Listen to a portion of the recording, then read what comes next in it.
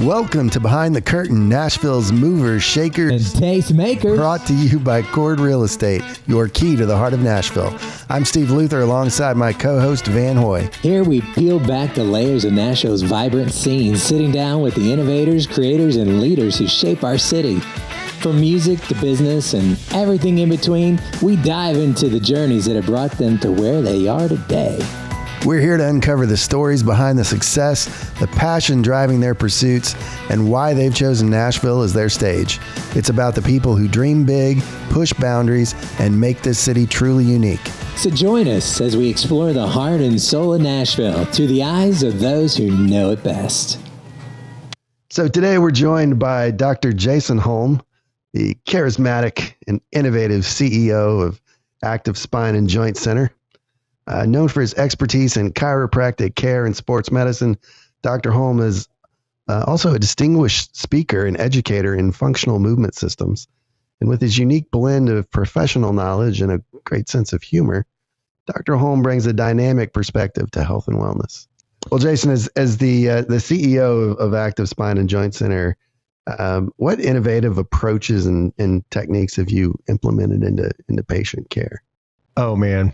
I think you really have to start with, where do you really want this conversation to go? Because what's our time limit? Because we could go on about that for about 2 hours. I mean, we could just talk about all the stuff you did with me. I was going to say, the way you asked that question, That's it 7 sounded hours. Like neither of us have ever been there. And he's like, I died. I die.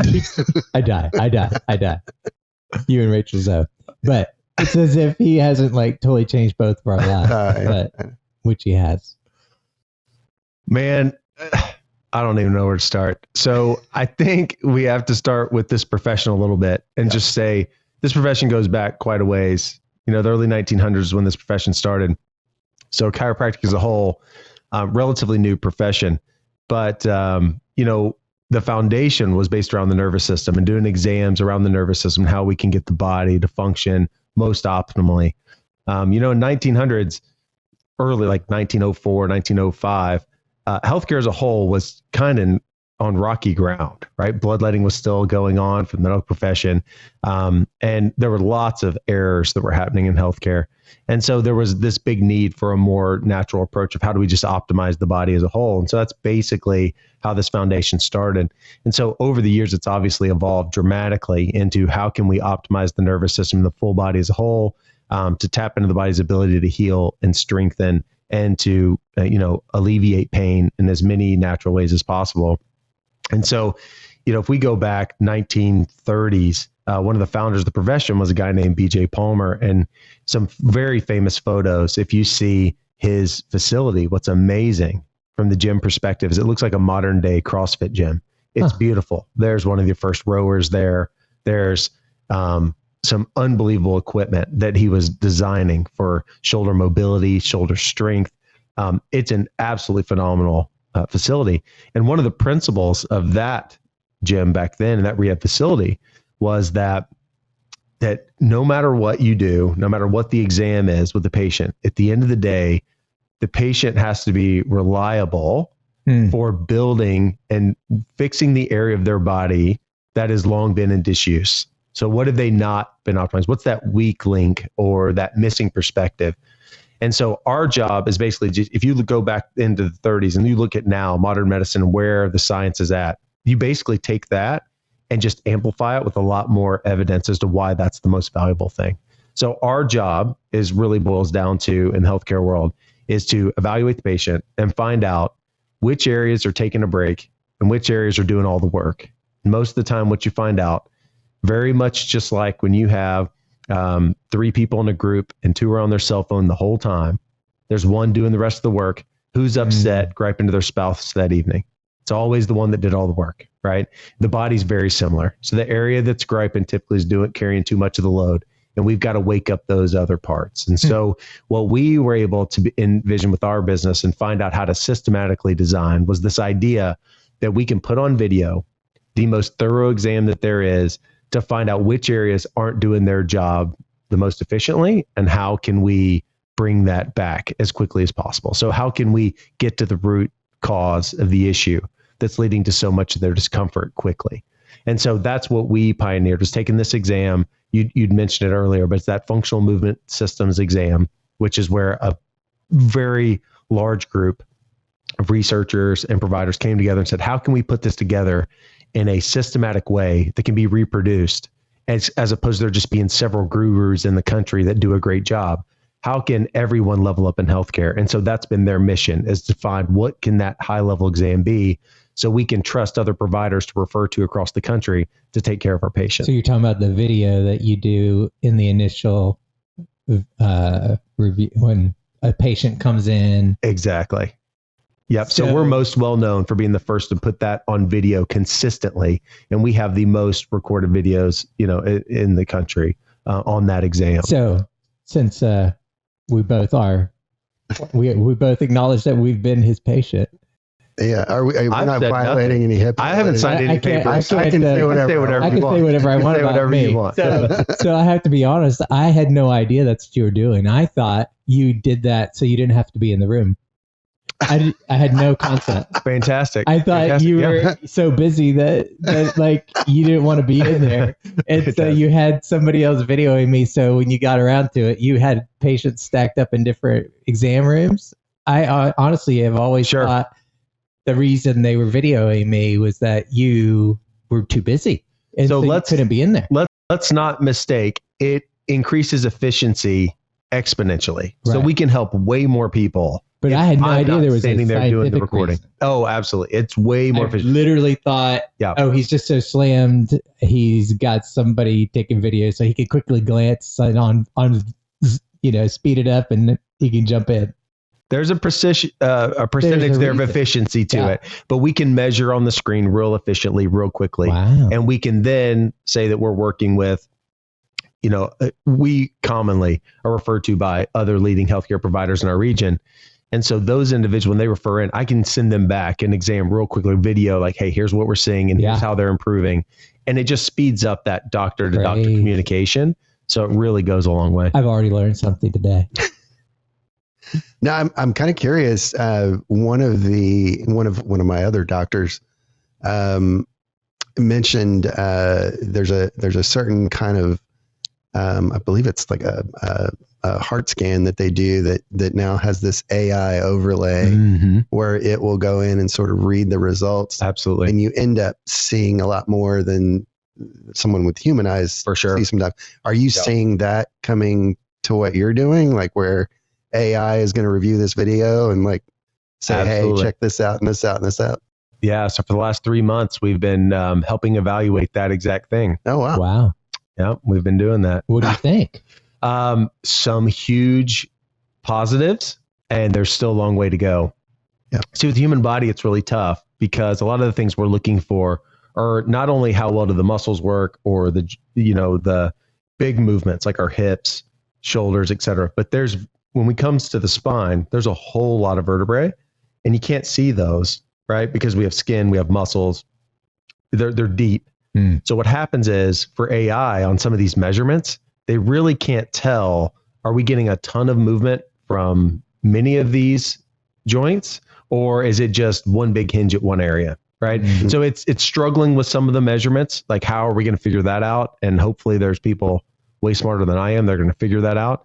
But for a heck of a lot of the movements, we've already got it. It's incredible how efficient that is. But unfortunately for us, with how efficient our systems are at our office, it would make everything worse quality-wise if we were to jump ship to that now, because it misses 2 or 3 of the really big measurements. It's not quite there yet, but man, they're coming in a hurry. It's really cool. What inspired you to take this approach versus the kind of chiropractic I grew up with as a kid, where you go in, get your neck popped, come back? It was almost a glorified masseuse is what I had always thought of chiropractic as, someone's going to come in and just give you a little rub down. And, I don't know what kind of chiropractic you were going to.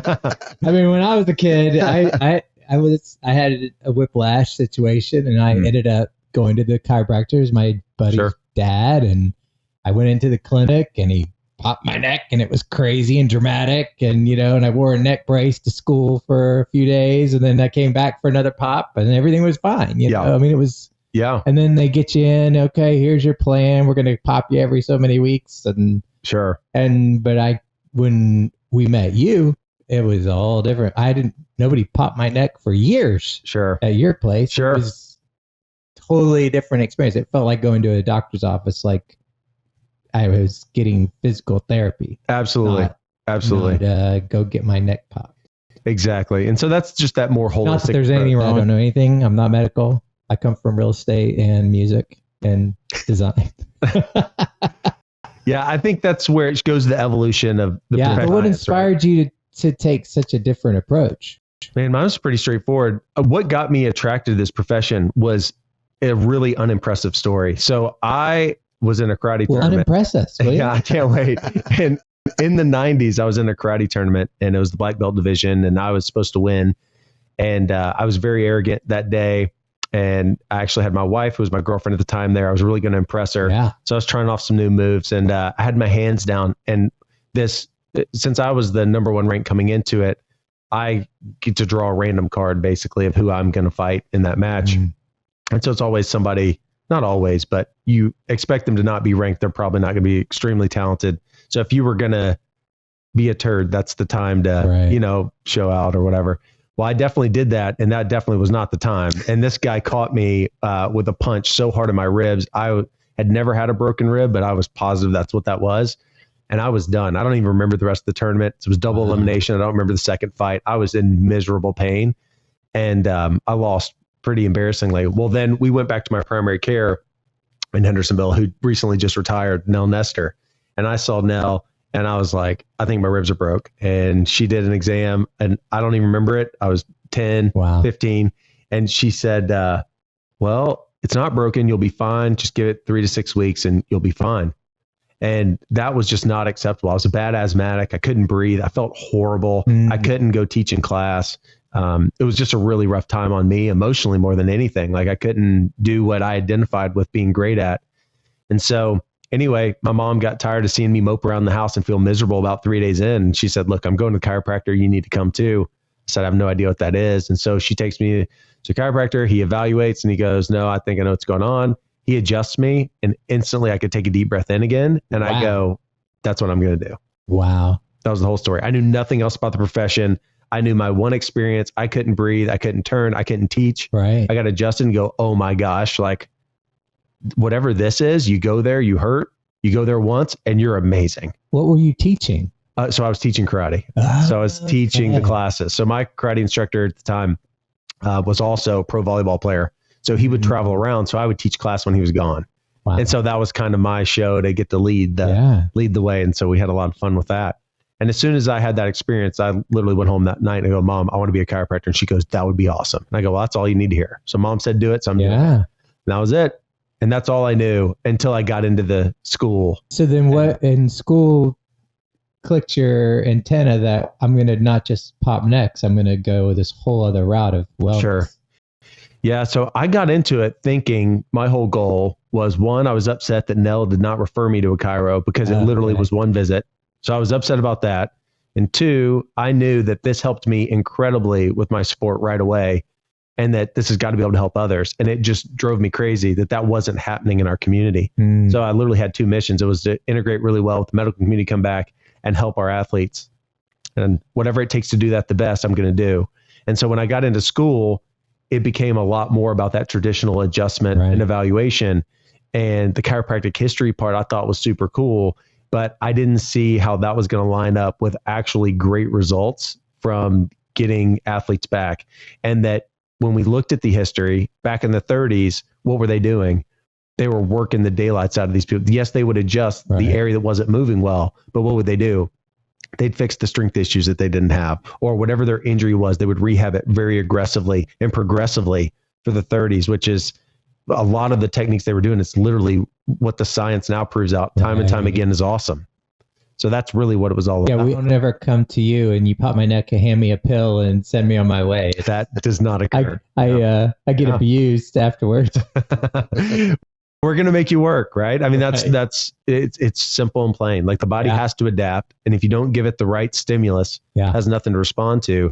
And so much of the time, there's something that we can tap into to get the body to self-correct. You mentioned, wanting to make an impact on sports. And I know, you can't say who you work with or anything like that, but I do know a big part of your business is not just, helping people that have pain that they're dealing with, but it's also working with athletes to perform at their optimum level. Can you talk a little bit about how that aspect of your business works?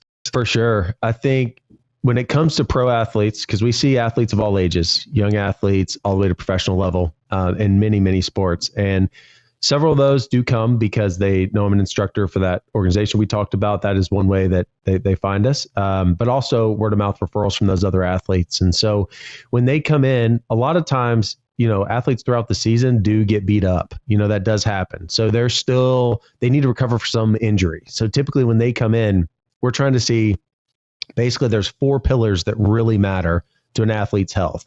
First, it's what area actually needs healing. Like what's the actual injury that they're dealing with? Could be some small things from the season, could be bigger things. So we got to find out what they're actually injured with. We then have to find out what are the strength things that we can help them with right now that's going to benefit them when they get back. We also have to find out what coordination things maybe have they lost because of those injuries. And then what mobility things have they lost? Like what's tightened up, what's stiffened up that normally wasn't that bad, but this season took a toll on them. And so we do a thorough evaluation of that entire puzzle. We've got to figure out all 4 pillars and find out which pillar matters the most to this athlete now to be ready when they need to be their best when they get back. And depending on the sport, that demand changes.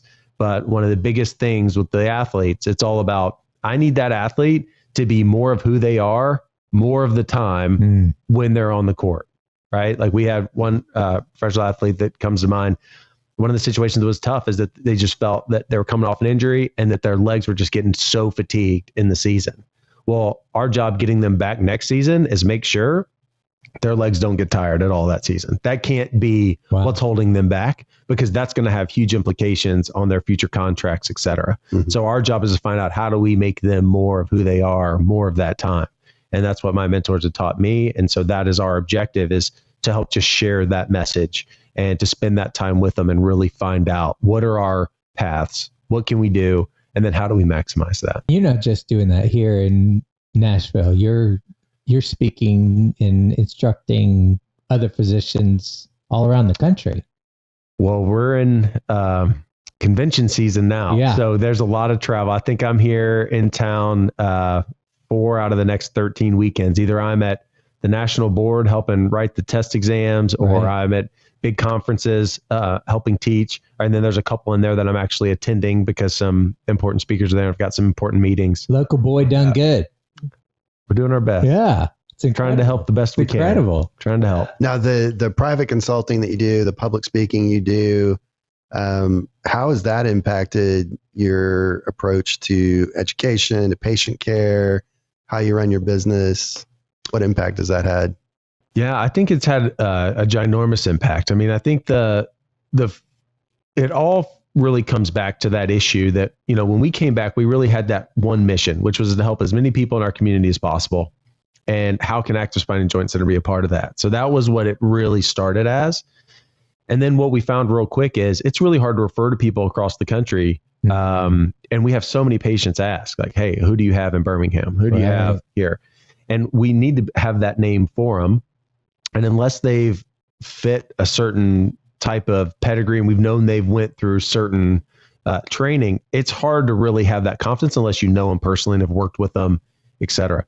And so what we found really quickly is that the more that we can help spread the message of like, hey, here is our philosophy. We're very open about that. Here is how we go about our approach. Here's how we combine all the science from these experts. Here's how our business, Active Spine and Joint Center, Hendersonville, Tennessee, does this, right? Here's how we recommend you implement it.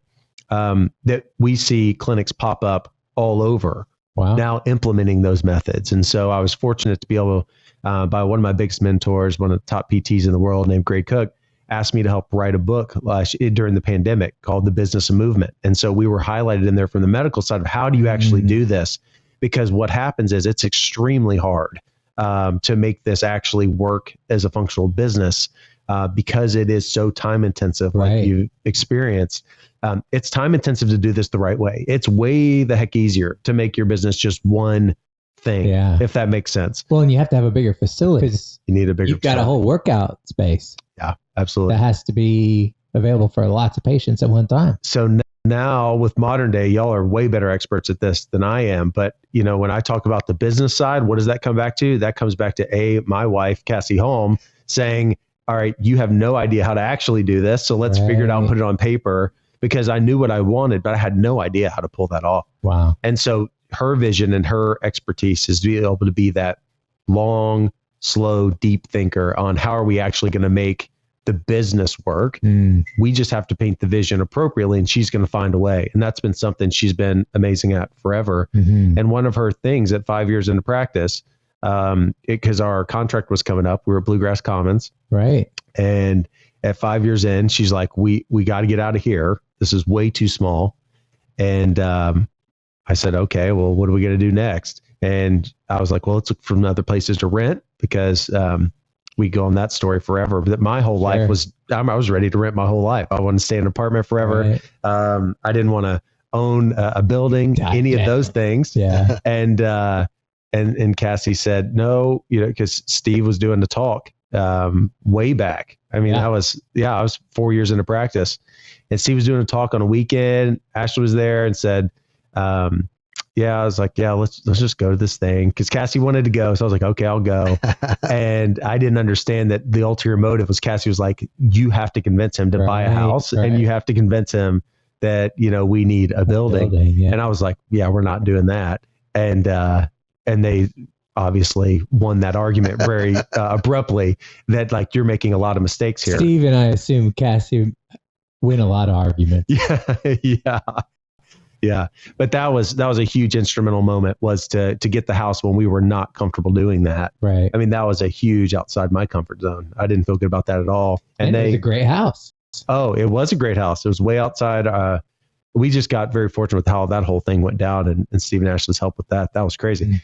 But once we got the house, and then we later were like, all right, we had the house, we had a year or so to figure it out. And then it was, do we buy this business? And what made sense was the square footage of the building made a ton of sense. The layout made no sense. Right. And then again, Cassie back at the drawing board, talked to Ashley, and if you get them two together long enough, they're going to come back with, this is what we're doing. Right. And I was extremely uncomfortable, but that was what we were going to do. And man, it worked out the most beautiful thing that could ever happen to us. I mean, we wouldn't have any of the influence that we have if it wasn't for taking that risk, getting the way bigger space, and then be able to actually build out the vision for the business. It all really came from that. Yeah. Well, long term, I think owning the building is had a huge impact, because the way rents have gone up, just even over the last 4 or 5 years, you'd be in a much different it would not be good. It would not be good. So it was a game changer. I mean, literally the ultimate game changer was Look at you bringing this back to real estate. Impressive. We can do 2 hours on that. Yeah. Just how that all went. And nobody wants to watch that. You mentioned the board. That's the Tennessee Board of Examiners. Yep, of chiropractic examiners. So there's the Board of Medical Examiners. There's a board for every healthcare profession. And so yes, I do sit on the Tennessee Board of Chiropractic Examiners. Now, has that influenced your opinion or perspective on regulations and chiropractic in general? So actually, dramatically, I'll tell you something about that I never knew where this would go. I knew it was a huge honor for the governor to appoint me to that position. I knew that was awesome. And that was just an unbelievable honor in my profession, to be able to help represent the profession and, protect the public, to make sure that all providers are staying on the top of understanding, the best guidelines. And here's what our laws are. Here's what our statutes are, how to implement that. But what's really amazing that I didn't know is when I got on the board is that if you look at our profession as a whole, we have what is called a national board of examiners. And that national board is who writes the exams for you to graduate to get a license. And so what I didn't understand when I got on the board was that each board in every state has agreed to allow the national board to have the power to write this exam. Well, because of that, each board gets to appoint someone to help write those exams. And I've been very fortunate to be the one that's been appointed to that several times. Wow. So I've helped rewrite our physical therapy board. Inside of our board, I've been able to help write our clinical boards. And I've done that many times. I'm going again here in March. And it is one of the greatest honors to be able to help update the research on that and make sure we're giving the best quality exam to have the most competent providers coming out of school, and to be able to push that exam forward, to include more of the latest evidence. And that's been unbelievable. And without being a sitting board member, I would have never had that opportunity to work so closely with the board for several years now. That's cool. Now, you've also brought in what I guess it's a lot of people would consider like alternative things as well. Like you've kind of mixed in elements of like acupuncture and things like that. Sure. Talk a little bit about that. Well, what do you want to know? The same thing as needling? So medical acupuncture is different than dry needling, but we do perform both. In full disclosure, I got my diplomate in medical acupuncture so that I could dry needle. So dry needling now, no longer. Again, I'm old enough now where I can say I was before that was a rule that chiropractors could dry needle. You had to have your medical acupuncture license. Okay. So I sought that because when I got exposed to dry needling for the first time was that mentor that I spoke about that wrote that book and asked me to help do the medical section in recently. We were at Duke University actually for a big summit, and he presented a case of someone that I would have for sure thought was a low back nerve pain case. And when he got done with the exam, what he showed was that actually what was happening with that individual was an issue with the muscle deep in the hip. And he placed 2 needles in the hip. And this individual had had a hip replacement previously, but pain was going all the way down their leg. They were miserable and he couldn't bend past his knees. And after 2 needles in his hip, he stood up, buried a toe touch. Wow. And when that happened, I go, I've got to figure out how to do that. That's a modality that I have not had in my practice. I've got to figure that out. And the only way was to do 350 hours of training in medical acupuncture. So that's why I went down the path of medical acupuncture, and I still do practice medical acupuncture. And that's mainly for our patients that are referred in from the VA system. So they get referred for medical acupuncture quite frequently, and we can use that modality in a similar way as dry needling. But basically the approach that I am most trained in and feel the most expert in to be able to speak about is by treating the areas of the body that are related to nerve pain or muscle pain and to help them move better quickly. As it goes to the Eastern medicine approaches, that is not my expertise. So I can't speak to those too great. I don't think he's ever done acupuncture on me, but I know I've had the needles. Right. I don't think it was acupuncture. Exactly. So from the medical acupuncture standpoint, there are points, and dry needling technique is encompassed in medical acupuncture. Yeah. But that gets into a whole political rabbit hole that I'd rather not get too far into because I probably don't know it the best. I'd have been like, ooh, wow. I will say for me, it's straightforward. I am licensed for both, so we can handle it from that perspective. But I end up referring out if someone is looking for that Eastern medicine approach. We would refer out to somebody that's an expert in that specifically, if that makes sense. Now you've also got another machine. It's like a deep tissue. What is that thing you just got? There was some crazy thing that. Yeah, the focus shockwave machine. Yeah, that's amazing, man. That's amazing. I could talk about that forever. Okay, so focus shockwave is one of the coolest technologies to come out in a long time. Is this new? This is new. Okay. So have you ever heard of lithotripsy before? Have you ever heard of anybody with a kidney stone that has to go get it broken up in the hospital? Yeah, of course. All right, so they have this machine, it's a lithotripsy machine, and what it does is they would put it over the kidney stone. They would sedate the patient. And then what they would do is they would use sound waves that break the sound barrier, and then they smack into the stone and they break up the stone with sound waves. This is something they already do. Lithotripsy has been in medicine now for quite some time, and it's a very successful modality, but it needs sedation. Well, not until recently have they figured this out for orthopedics. And so the same machine, but powered for orthopedics. So it's not as strong. You can't get up to the sedation level. Obviously, it's not FDA cleared for that, but it's FDA cleared for especially for like plantar fasciitis, tendon issues, anything where you point to and you're like, oh, it's this spot that gets me, right? That's typically what it's used for the best. And it is unbelievable for so many cases that we couldn't treat super great before, meaning it would take months and months to get them better. Now in weeks, they're dramatically better. I mean, dramatically better. It activates healing at a rate of something that we've never seen for these tendon related issues. So you just put it on the tendon and you shoot it. It's awesome. And it does it. It's awesome, man. So what it does is it uses acoustic waves. So it's pressure waves. But what it does is so amazing is we have certain cells in our tendons that respond to these pressure waves. And they act like an injury actually occurred when it didn't. So there's no damage to the tissue, but it stimulates the healing effect as if it were just damage. So you get a big healing response like stem cells rushing to an area to heal after a bad trauma, but no trauma occurred. And the other cool part about it is it's extremely diagnostic as well, because if you don't have an area of big, like a tendon issue like that, then you can turn the machine up all the way and you feel nothing. So when you get over the area, if you're like, oh, that's achy, that's my pain, you know immediately what power, there's 16 settings. Well, where are we at on that? And we can know right away, like, all right, I can tell you basically it's going to take about this many visits and you're going to feel dramatically different. And so it's been one of the coolest things that we've had in sports. Athletes must love it's incredible. That's incredible. Nuts. Absolutely incredible. Wow. Yeah. Now, you kind of blow my mind every time we ask you about some random thing. You've like almost always researched it. How much time do you spend like just researching stuff and learning what's coming down the pike, new stuff? Sure. Staying, cutting edge, because it seems like you always know what weird random stuff we're bringing up. That's awesome. Yeah, I think it comes back to the easy answer is a lot. It's well over 10 hours a week, and it has been pretty much forever. But everybody has that drive that keeps them going. How do you get your dopamine hit?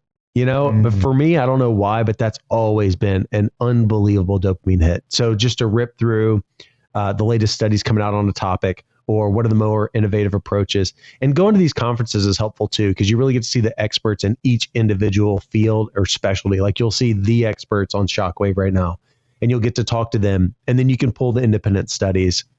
And then now with AI, you can break through papers so much faster to pull out pieces. And so you can really make this more efficient. But that's just been something to me. I don't know how you explain that. Like some people like working on cars. You will never see me do that. I will never do that. Like not even a minute. Yeah. Not I don't get it at all. I would have no joy. My son who wants to be a dentist had us get him an old diesel so he could work on it. I'm like, how does that have anything to do with dentistry or this family? He once said he would never own a home too, though. So, Oh, yeah. I'm never, bro. Never. No. I'm with you on the cars, though. There's no way. Okay. I get zero joy. But then you see my grandfather, he would tinker with something. He'd rebuild a Jeep. He would do all these things. Yeah.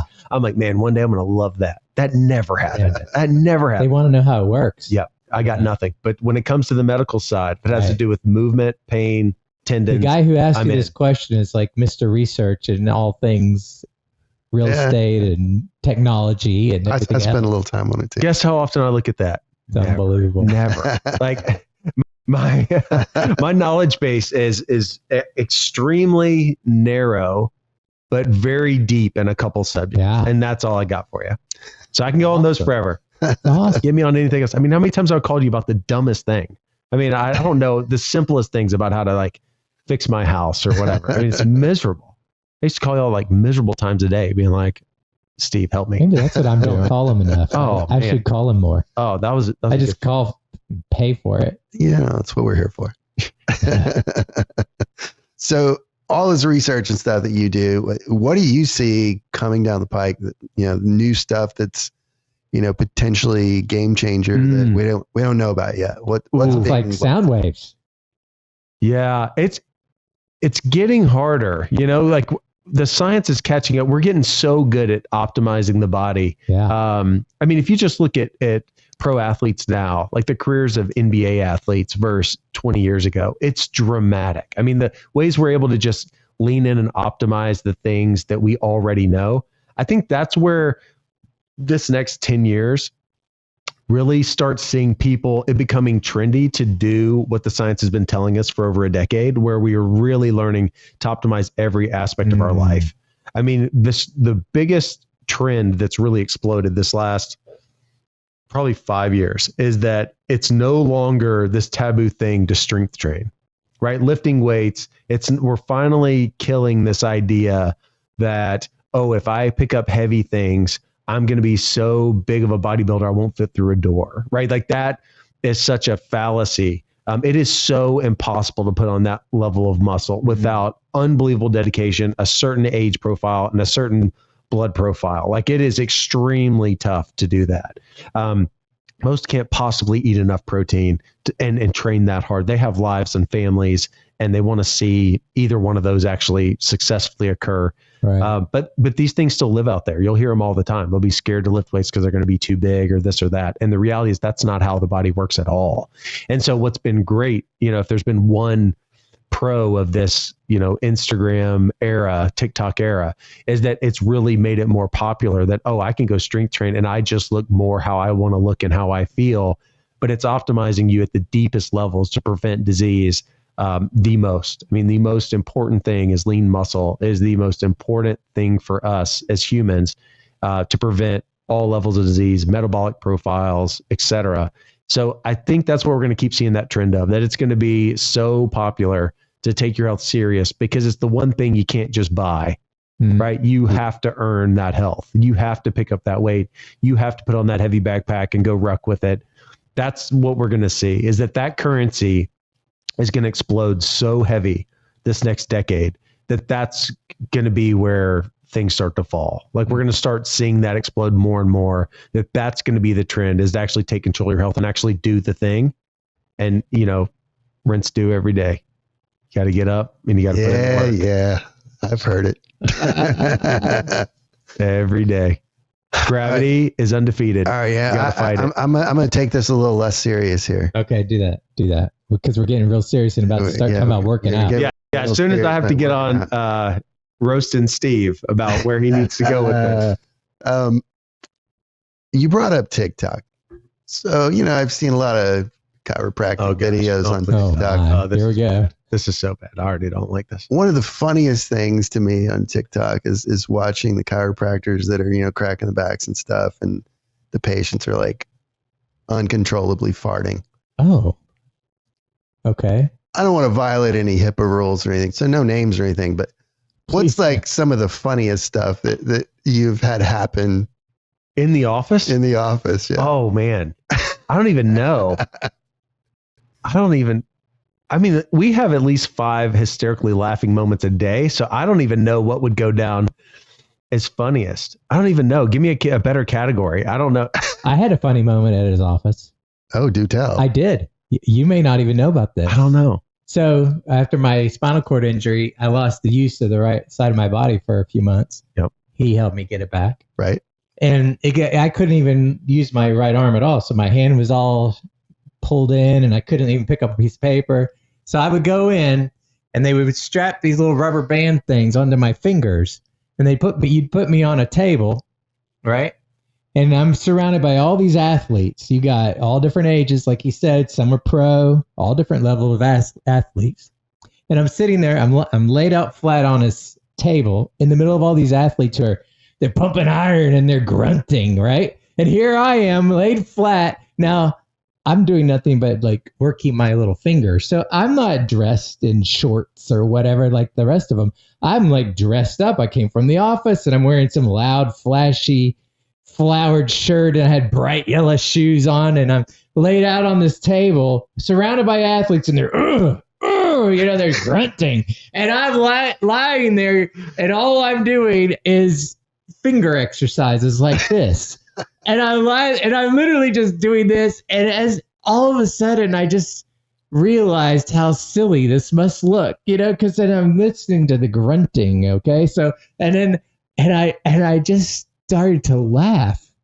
But the thing about these tables is it gives you no movement, right? So I'm laid out flat. Now I was 100 pounds heavier than I am now. So I had quite the stomach.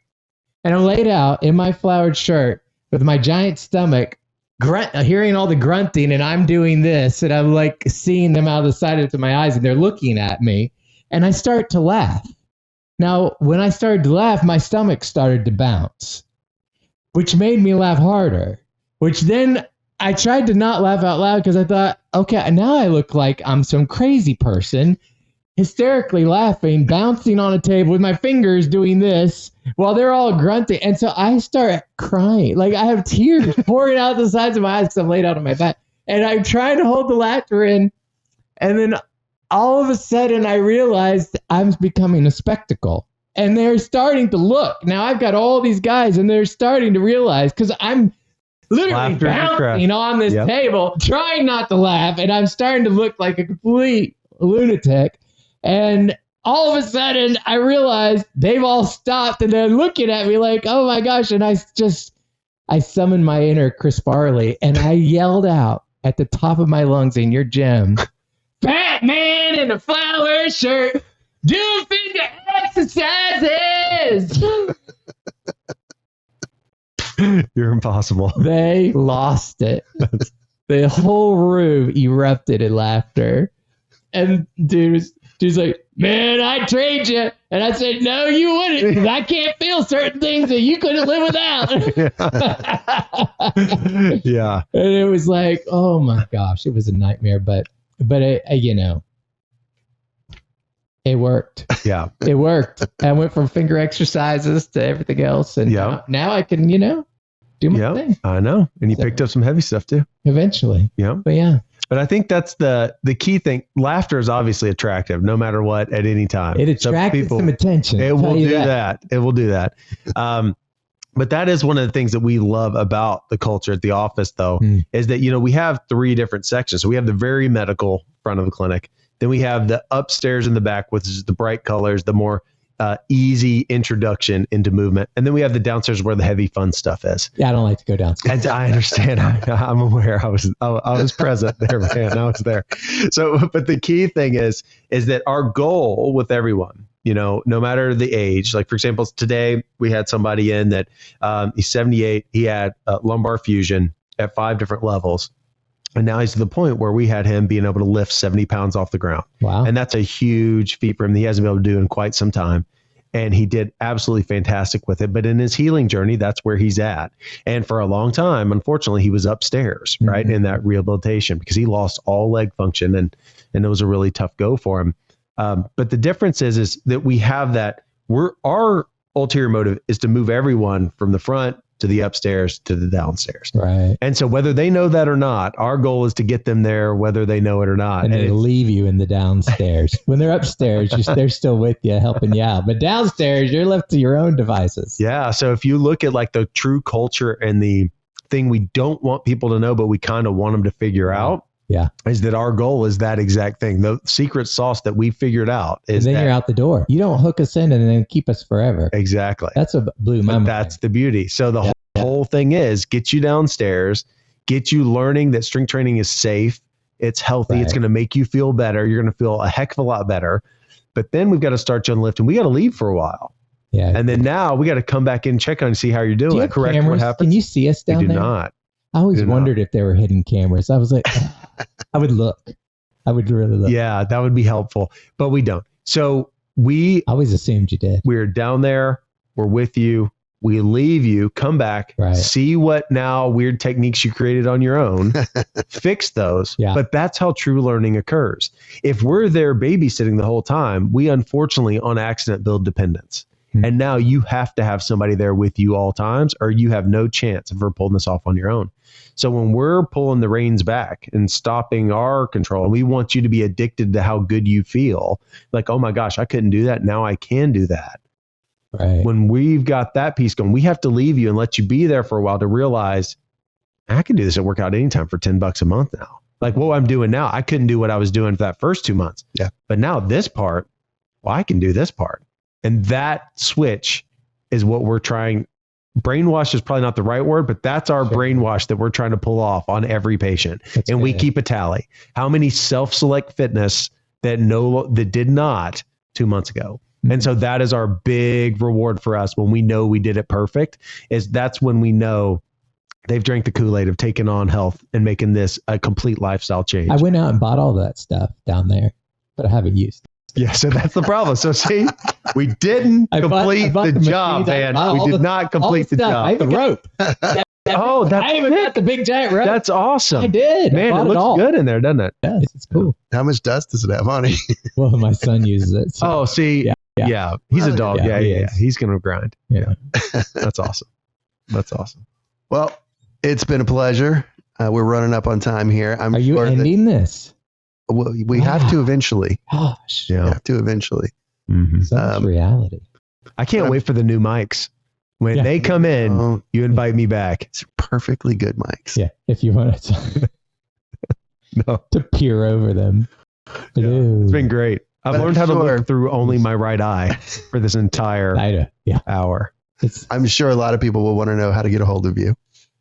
That's good. Probably some people that are, thinking about getting into chiropractic might want to get a hold of you too. Yeah. Like, what's the best way for someone to reach out to you guys if they need some kind of care or want to get better at a sport or whatever? 1-800-HELP-ME. It's almost, it's pretty close to that. I mean, our office phone number now has a texting service attached to it. That is by far the fastest way to ask the office anything. It goes straight to our manager's devices. I can text your office? Absolutely. 615-537-5520. Nobody writes that down anymore. This isn't like the 80s on the commercials on the radio. But I will say that, activesjc.com is our website. So Active Spine and Joint Center. And if you're on the website, you can easily text from right there. It's got our number. But texting is by far the fastest, because if they need to shoot that one straight to me, it comes straight to me. And that makes that super straightforward. Cool. But that's what I would recommend. The social media platforms are always a thing. I think everybody can get a hold of anybody any way they want to anymore. But the reality is going through the office makes it the most efficient. If you need a provider in your area, wherever you are, we can easily point you in the right direction. Awesome. Yeah. Well, we appreciate it. Yeah, of course. And, he's changed our lives. Most definitely. Yeah. So most definitely. That's not an exaggeration. Definitely not. No. I'm bad at compliments, so I'm just going to stay quiet. Well, thanks for coming. Awesome. And we will cut it there, and we'll see you guys next time. All right, man. Thanks. Thank you. Yep. Well, that's a wrap on today's episode of Behind the Curtain, Nashville's Movers, Shakers, and Tastemakers. We hope you've been inspired by the stories of passion, perseverance, and innovation right here in Nashville. A big thank you to our guests for sharing their journeys, and to you, our listeners, for joining us. And of course, our gratitude to Chord Real Estate for making this conversation possible. Don't forget to follow or subscribe to our podcast on your favorite platform. Thank us. Yes, you did. Oh, I guess I did. Well, thank us. Okay. Like I was saying. Oh, yeah. Don't forget to follow or subscribe on your favorite platform to catch every episode, and hit that notification bell. We've got plenty more fascinating guests lined up, ready to share their insights and inspirations. And we love hearing from you. So reach out to us with your thoughts, questions, or suggestions for who you'd like to hear from next. Until next time. Keep chasing your dreams and making your mark in Nashville. Oh, my goodness. Remember, Am I talking to Casey it's Kasem? the people behind the scenes that make the city shine. I love it. Take care. See you behind the curtain.